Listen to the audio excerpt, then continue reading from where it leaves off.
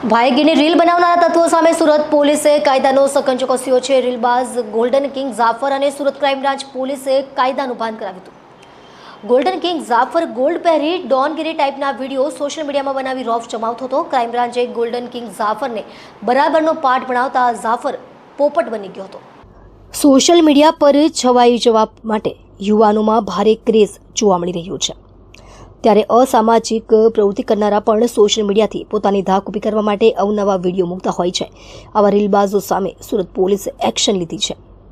Surat cyber crime police દ્વારા social media પર ભાઈગીરી કરનારા તત્વો સામે તવાઈ લાવવામાં આવી હતી। ત્યાં ભાઈગીરીની રીલ બનાવનારા તત્વો સામે સુરત પોલીસે કાયદાનો સકંજો કસ્યો છે। રીલબાઝ ગોલ્ડન કિંગ જાફરને સુરત ક્રાઇમ બ્રાન્ચ પોલીસે કાયદાનું ભાન કરાવ્યું હતું।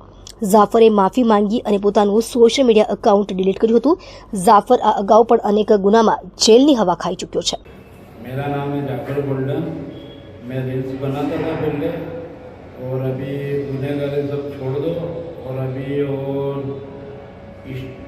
इंस्टा बनाने का मेरे को शौक था और गोल्ड पहनने का शौक था। अभी गुनहगारी मैंने छोड़ दिया, मेरा अकाउंट ब्लॉक कर दिया वो मैंने, और सबकी रीत से जियो अच्छे से और जीवन निभाओ।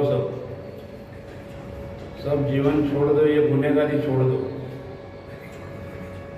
मैंने भी छोड़ दिया गुनहगारी और ब्लॉक कर दिया अकाउंट इंस्टा कर।